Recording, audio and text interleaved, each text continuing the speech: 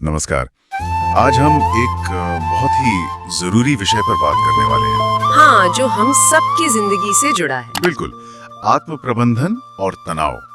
और सवाल यह है कि क्या तनाव हमेशा बुरा ही होता है या हम इसे दोस्त बना सकते हैं? हाँ, दिलचस्प सवाल है। इसके लिए हमारे पास स्रोत भी हैं। आत्म प्रबंधन कौशल पर एक यूनिट है, उसके कुछ हिस्से हैं। Unit 2 self management skills 2। हाँ, तो आज हम इसी में से मुख्य बातें समझने की कोशिश करेंगे कि भाई ये आत्म प्रबंधन क्या है, क्यों चाहिए, और तनाव क्या चीज है? हाँ तनाव क्या है, अच्छा है, बुरा है, और वो एबीसी तकनीक क्या है तनाव संभालने की। चलिए शुरू करते हैं। तो सबसे पहले ये आत्म प्रबंधन या सेल्फ मैनेजमेंट ये है क्या आखिर? हाँ, सुनने में थोड़ा भारी लगता है ना? हाँ लगता तो है, पर स्रोत कहता है कि ये बस अपने विचारों, अपनी भावनाओं, अपने कामों, इनको संभालने का एक तरीका है। अच्छा, मतलब खुद को काबू में रखना? हाँ, एक तरह से, ताकि जो हम जिंदगी में करना चाहते हैं उस रास्ते पर चल सकें। जैसे गाड़ी में स्टीयरिंग होता है ना, हाँ हाँ, वैसा ही जिंदगी में आत्म प्रबंधन। ठीक है, ये तो समझ आया। कोई उदाहरण है इसका, जैसे रोजमर्रा की जिंदगी से? अरे बिल्कुल, स्कूल कॉलेज के दिनों को याद करें। जैसे कोई साइंस प्रोजेक्ट टाइम पर जमा करना, या मान लीजिए कोई बैडमिंटन टूर्नामेंट आ रहा है तो रोज शाम को 2 घंटे प्रैक्टिस करना, चाहे मन ना करे। हाँ, ये तो होता है। या फिर एग्जाम से पहले टाइम टेबल बनाना, कब क्या पढ़ेंगे। ये सब आत्म प्रबंधन ही है। सही बात है, मतलब खुद को अनुशासित रखना। हाँ, और ये सिर्फ पढ़ाई लिखाई तक नहीं है। स्रोत कहता है कि ये हमें मुश्किल हालात से, तनाव वाली स्थितियों से निपटने में मदद करता है। और वो रोजगार वाली बात? हाँ, ये हमारी एम्प्लॉयबिलिटी स्किल्स को भी बेहतर बनाता है। बिल्कुल सही कहा। और ये रोजगार योग्यता वाली बात बहुत जरूरी है आजकल। सोचिए ना, कंपनियां कैसे लोगों को रखना चाहती हैं? हाँ, जो भरोसेमंद हो, जो अपना काम संभाल सके, टाइम पर आए, और सबसे जरूरी प्रेशर में काम कर सके, शांत रह सके। बिल्कुल। ये सब गुण कहाँ से आते हैं? अच्छे आत्म प्रबंधन से ही तो। जो खुद को मैनेज कर सकता है वो काम को भी बेहतर मैनेज कर पाएगा। हाँ, ये तो है। और खुद को संभालना कहीं ना कहीं तनाव को भी संभालना। वहीं पर आ गए हम। हाँ, तो अब ये तनाव, स्ट्रेस, हाँ। बहुत सुना है, ज्यादातर बुरी बातें ही सुनी है। ये है क्या चीज असल में? देखिए, तनाव कोई बाहर से आया दुश्मन नहीं है। ये हमारे शरीर की अपनी अंदर की एक प्रतिक्रिया है। प्रतिक्रिया किस चीज पर? जब भी हमारे अंदर या बाहर कुछ बदलता है, शारीरिक तौर पर या इमोशनली या साइकोलॉजिकली, तो हमारा शरीर उस पर रिएक्ट करता है। अच्छा। ये रिएक्शन छोटा भी हो सकता है, लंबा भी। स्रोत में एक जानी पहचानी बात कही गई है, लड़ो या भागो प्रतिक्रिया, फाइट और फ्लाइट। हाँ, सुना है इसके बारे में। तनाव असल में इसी को चालू करता है। ये शरीर की तैयारी है किसी चुनौती या खतरे से लड़ने के लिए, या फिर उससे बच निकलने के लिए। जैसे पुराने जमाने में कोई शेर आ गया सामने तो। हाँ बिल्कुल। हाँ। आज शेर तो नहीं आते, पर वही रिएक्शन एग्जाम, इंटरव्यू या किसी बहस में भी चालू हो जाता है। हाँ, तो ये एक तरह का बॉडी का अलर्ट सिस्टम है। हाँ, पर आजकल इसके आम कारण क्या है? क्यों होता है ये तनाव? आजकल के कारण तो बहुत है। हाँ, मुझे लगता है हम सब जानते ही हैं। जैसे बीमार हो जाना, हाँ, एग्जाम का प्रेशर, बहुत बड़ा कारण है ये। नौकरी जाने का डर या चली जाना, किसी अपने से झगड़ा हो जाना, स्टेज पर बोलने से डर लगना, पब्लिक में परफॉर्म करने का दबाव, ये सब चीजें। हाँ, ये बहुत आम कारण है। और जब ये होता है तो महसूस कैसा होता है? शायद कुछ ऐसा जैसे ये डर कि एग्जाम में नंबर अच्छे नहीं आए तो क्या होगा, हाँ, चिंता, या स्कूल कॉलेज में किसी टीम या इवेंट के लिए सिलेक्शन नहीं हुआ तो उसका दुख, उसका तनाव, बिल्कुल, या कोई काम है, डेडलाइन कल की है और अभी तक हुआ नहीं, वो घबराहट। हाँ, और जब ये दबाव बढ़ता है ना, तो शरीर और मन पर इसके लक्षण, साइंस दिखने लगते हैं। क्या लक्षण? स्रोत में कई बताए गए हैं, जैसे नींद ना आना या बहुत ज्यादा आना, हाँ, ये होता है। बार बार सिर दर्द होना, बेचैनी, चिंता, चिड़चिड़ापन, हाँ, मूड स्विंग्स, कभी गुस्सा, कभी उदासी, भूख न लगना या फिर बहुत ज्यादा खाना, ध्यान ना लगना किसी काम में, बिल्कुल, कंसंट्रेट करने में मुश्किल, चीजें भूल जाना, अकेलापन सा लगना, लोगों से मिलने का मन ना करना, और कभी कभी तो बहुत ज्यादा उदासी, जैसे सब बेकार है। ओ, ये तो काफी गंभीर लक्षण है। हाँ, लेकिन एक बात याद रखनी बहुत जरूरी है। हर इंसान तनाव को अलग तरह से महसूस करता है और उस पर अलग तरह से रिएक्ट करता है। मतलब जो स्थिति मेरे लिए बहुत तनावपूर्ण है, हो सकता है आपके लिए उतनी ना हो। ये हमारी पर्सनालिटी, हमारे पुराने अनुभव, हमारे कोपिंग स्किल्स, इन सब पर डिपेंड करता है। हाँ, ये बात तो है, सबका अपना अपना तरीका होता है। अच्छा, आपने कहा कि तनाव एक प्रतिक्रिया है, पर क्या ये हमेशा बुरी होती है? मैंने कहीं अच्छे तनाव या यूस्ट्रेस के बारे में पढ़ा था। क्या ये सच है? तनाव अच्छा भी हो सकता है? हाँ, बिल्कुल हो सकता है। ये तो बड़ी अजीब बात है। अजीब नहीं बल्कि जरूरी भी है। स्रोत भी यही कहता है। यूस्ट्रेस वो वाला तनाव है जब हम किसी चीज को लेकर उत्साहित होते हैं, एक्साइटेड। अच्छा, जैसे जैसे? मान लीजिए आपको स्टेज पर कोई परफॉर्मेंस देनी है, उससे ठीक पहले जो हल्की सी घबराहट और एक्साइटमेंट मिली जुली होती है ना, हाँ हाँ, पेट में गुदगुदी सी। वही। या किसी एडवेंचर पार्क में रोलर कोस्टर पे बैठने से पहले वाली फीलिंग, या जब एग्जाम का रिजल्ट आने वाला हो वो धक धक। हाँ, वो तो होती है। शोध कहता है कि ये हमें जिंदा दिल रखता है, मोटिवेटेड रखता है, ये जिंदगी में थोड़ा रोमांच भरता है। तो ये हुआ अच्छा तनाव या यूस्ट्रेस।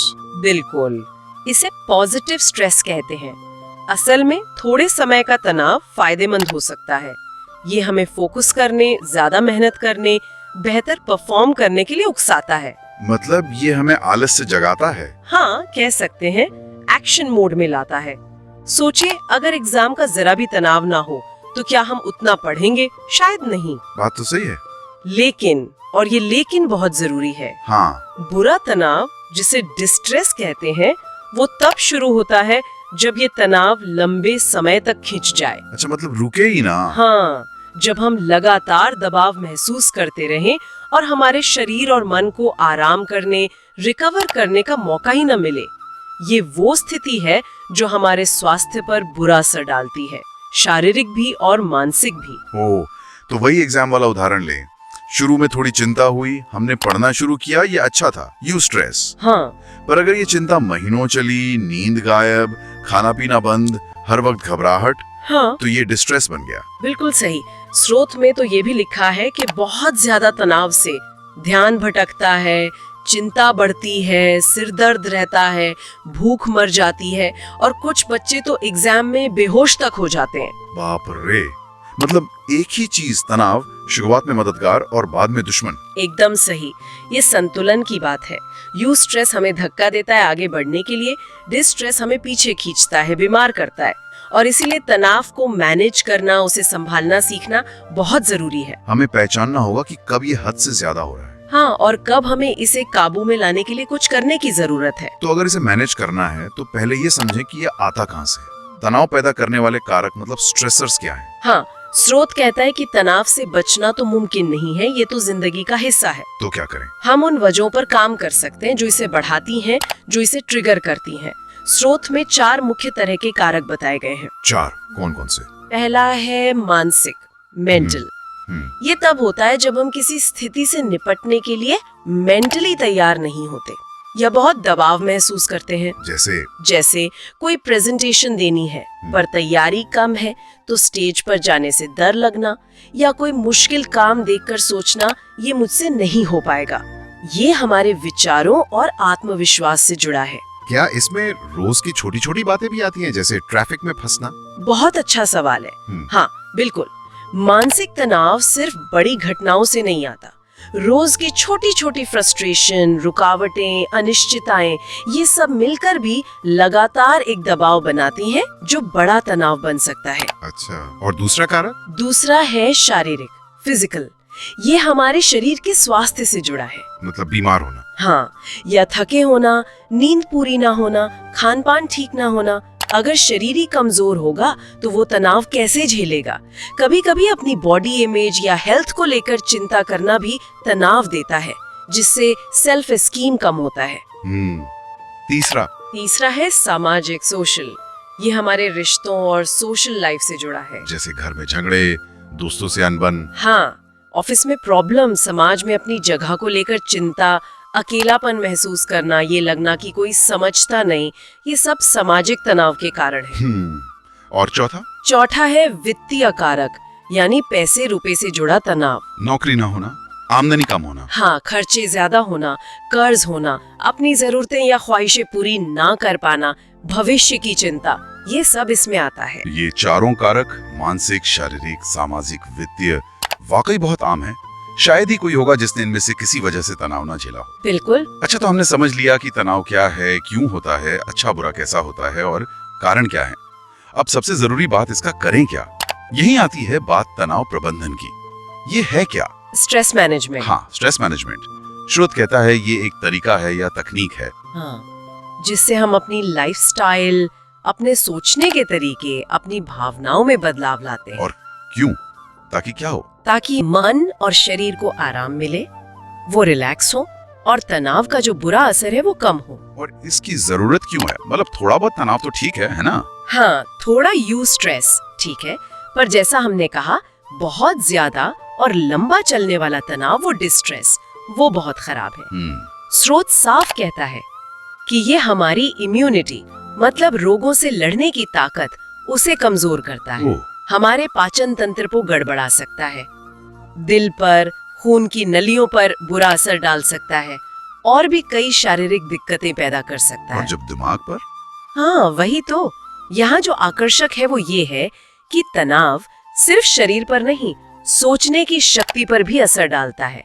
हम साफ साफ सोच नहीं पाते, फैसले लेना मुश्किल हो जाता है। हाँ, ठीक से फैसले नहीं ले पाते, ध्यान नहीं लगा पाते, रोज के काम भी ठीक से नहीं कर पाते।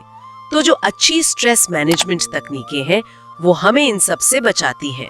मतलब वो हमें स्वस्थ भी रखती हैं और काम में भी मदद करती हैं। बिल्कुल, वो हमें जिंदगी के लक्ष्य हासिल करने में मदद करती हैं, क्योंकि हमारा दिमाग शांत और फोकस्ड रहता है। और इसी मैनेजमेंट के लिए खास तकनीक का जिक्र है श्रोत में, ABC तकनीक। डॉक्टर एल्बर्ट एलिस ने बनाई थी। ABC सुनने में तो आसान है। हाँ, सुनने में आसान है, पर बहुत पावरफुल है। ये हमें किसी भी तनाव वाली स्थिति को समझने और संभालने में मदद करती है। इसके 3 हिस्से हैं। क्या है वो 3 हिस्से? पहला है एडवर्सिटी, यानी वो प्रतिकूलता, वो मुश्किल घटना या स्थिति जो हुई, जैसे एग्जाम में फेल होना, नौकरी छूटना, झगड़ा होना, ये बाहरी चीज है। ठीक है, ए मतलब घटना। दूसरा है बिलीफ्स, यानी हमारे विश्वास, हमारे विचार। ये वो हैं जो हम उस घटना यानी ए के बारे में सोचते हैं। ये हमारी अपनी सोच है, हमारा नजरिया। अच्छा, ये अंदर की बात है। हाँ, ये विचार नेगेटिव भी हो सकते हैं, जैसे मैं बेकार हूँ, या पॉजिटिव या रियलिस्टिक भी, जैसे ये मुश्किल है पर मैं देखूंगी क्या कर सकती हूँ। ठीक है, ए घटना, बी हमारे विचार और सी कॉन्सिक्वेंसेस यानी परिणाम। ये हमारे विचारों बी का नतीजा होता है। इसमें हमारी भावनाएं आती हैं, गुस्सा, उदासी, चिंता, और हमारे काम भी, जैसे चिल्लाना, रोना या प्रॉब्लम सॉल्व करने की कोशिश करना। ए घटना, बी विचार, सी नतीजा। बिल्कुल। अब यहाँ सबसे कमाल की बात डॉक्टर एलिस ने ये बताई कि तनाव का असली कारण सीधे घटना ए नहीं होती, बल्कि उस घटना को लेकर हमारे विचार भी होते हैं। क्या मतलब? मतलब ए सीधा सी को पैदा नहीं करता, ए के बाद बी आता है, हमारे विचार, और फिर बी के कारण सी होता है, हमारे इमोशंस और एक्शन। ओह, ये तो बहुत बड़ी बात है ना? इसका मतलब कंट्रोल किसके हाथ में है? हमारे विचारों के, मतलब बी के। एग्जैक्टली, कंट्रोल का बटन हमारे अपने दिमाग में है, हमारे विचारों में। ये समझना ही अपने आप में एक बहुत बड़ी शक्ति है। वाह, मतलब घटना ए तो हो गई, वो शायद हमारे कंट्रोल में ना हो, पर हम उसके बारे में क्या सोचते हैं, बी, वो हमारे कंट्रोल में हो सकता है। हाँ। और अगर हम बी बदल दें तो नतीजा सी भी बदल जाएगा। बिल्कुल, यही इस तकनीक का सार है। स्रोत यही बताता है, हम तनाव वाली स्थिति को अपने विचारों बी को कंट्रोल करके संभाल सकते हैं। कैसे? अगर हम मुश्किल ए के बाद खुद को नेगेटिव विचारों में डूबने ना दें, सब खत्म हो गया, मैं ही बेवकूफ हूँ, बल्कि सचेत होकर, मतलब जानबूझकर उन विचारों को चुनौती दें, चैलेंज करें। हाँ, उन्हें बदलें, ज्यादा संतुलित, ज्यादा पॉजिटिव दिशा दें। जैसे, ठीक है ये बुरा हुआ, पर इससे मैं क्या सीख सकती हूँ, चलो देखते हैं आप क्या करें। तो हमारी भावनाएं और हमारे काम सी भी बदल जाएंगे। हम ज्यादा शांत महसूस करेंगे, प्रॉब्लम सॉल्व करने पर ध्यान देंगे। हाँ, ये समझ आ रहा है। पर ये बी बदलना, अपने विचार बदलना, क्या ये आसान है? अक्सर तो विचार अपने आप आ जाते हैं बिजली की तरह, खासकर जब परेशान हो। आप सही कह रहे हैं, ये हमेशा आसान नहीं होता। हमारे सोचने के पुराने पैटर्न होते हैं, आदतें होती हैं। हाँ। लेकिन नामुमकिन भी नहीं है। यहीं पर आत्म जागरूकता, मतलब सेल्फ अवेयरनेस, और सचेत प्रयास, मतलब कॉन्शियस एफर्ट काम आते हैं। पहला कदम क्या है? पहला कदम है ये पहचानना कि जब कोई तनाव वाली घटना ए होती है तो मेरे मन में क्या विचार बी चल रहे हैं, उन्हें पकड़ना सीखना। अच्छा, पहले विचारों को पकड़ो। हाँ, फिर खुद से पूछो, क्या ये विचार सच है? क्या यही एकमात्र तरीका है इसे देखने का? क्या कोई और नजरिया हो सकता है? धीरे धीरे प्रैक्टिस से हम अपने नेगेटिव या इरैशनल विचारों को पकड़ना और उन्हें बदलना सीख सकते हैं। क्या हम इसका एक छोटा सा उदाहरण ले सकते हैं? हाँ, बिल्कुल। मान लीजिए आपको अपने काम या पढ़ाई पर कोई फीडबैक मिला जो काफी क्रिटिकल था, मतलब आलोचना थी उसमें। ये हुआ ए, एडवर्सिटी। ठीक है, ए हो गया क्रिटिकल फीडबैक। अब आपका पहला रिएक्शन, आपका ऑटोमेटिक विचार बी बिलीव क्या हो सकता है? शायद, ओ मैं कितना बेकार हूँ, मुझसे कुछ नहीं होता, जिसने फीडबैक दिया वो मुझे पसंद ही नहीं करता। हाँ, ऐसा सोचना तो बहुत आम है, बिल्कुल। और इस सोच का नतीजा, कॉन्सिक्वेंस क्या होगा? आप शायद दुखी होंगे, निराश होंगे, गुस्सा आएगा, हो सकता है आप वो काम ही छोड़ दें या उस इंसान से बात करना बंद कर दें। हाँ, हो सकता है। अब सोचिए, अगर आप सचेत रूप से अपने विचार को बदलें, आप सोचें, ठीक है ये सुनना अच्छा नहीं लगा, पर शायद इसमें कुछ सच्चाई हो, या शायद ये मेरे लिए सीखने और बेहतर बनने का मौका है, देखती हूँ कि मैं इस फीडबैक का इस्तेमाल कैसे कर सकती हूँ। अच्छा, ये दूसरा नजरिया हुआ, ज्यादा कंस्ट्रक्टिव। हाँ, और इस बदले हुए विचार का नतीजा क्या होगा? आप शायद थोड़ी देर बुरा महसूस करें, पर निराशा या गुस्से की जगह शायद आप एक चैलेंज महसूस करें।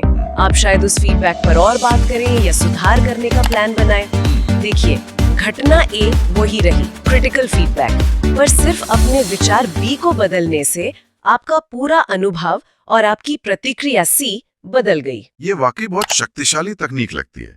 मतलब हालात चाहे जैसे भी हों, हमारी प्रतिक्रिया काफी हद तक हमारे हाथ में है, बस अपने विचारों पर ध्यान देना सीखना है। बिल्कुल। तो चलिए आज की इस बातचीत को समेटते हैं।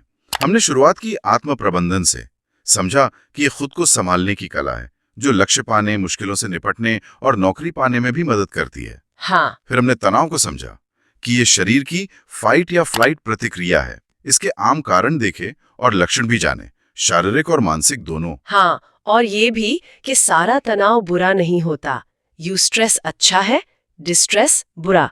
और हमने तनाव के 4 मुख्य स्रोत भी देखे, मानसिक, शारीरिक, सामाजिक और वित्तीय। और सबसे जरूरी, हमने तनाव प्रबंधन की जरूरत को समझा और डॉक्टर एल्बर्ट एलिस की एबीसी तकनीक को जाना। बिल्कुल। प्रतिकूलता ए, हमारे विश्वास बी और परिणाम सी कैसे जुड़े हैं। और सबसे बड़ा सबक, हम अपने विश्वासों बी को बदलकर अपने परिणामों सी को बदल सकते हैं। हम हालात के गुलाम नहीं हैं। नहीं, हम अपनी प्रतिक्रिया चुन सकते हैं। तो इसका निचोड़ क्या है? यही कि तनाव जिंदगी का हिस्सा है, पर ये हमें कंट्रोल करे ये जरूरी नहीं। हाँ, थोड़ी सी जागरूकता और कोशिश से हम इसे मैनेज कर सकते हैं। हम अपने विचारों के ड्राइवर बन सकते हैं, पैसेंजर नहीं। बहुत अच्छी बात कही। और जाते जाते सुनने वालों के लिए एक छोटा सा विचार छोड़ जाते हैं। हाँ, हाल में हुई किसी ऐसी छोटी सी घटना के बारे में सोचिए जिसने आपको थोड़ा तनाव दिया हो। अब एबीसी मॉडल याद करें। उस घटना ए के वक्त आपके मन में क्या विचार बी चल रहे थे?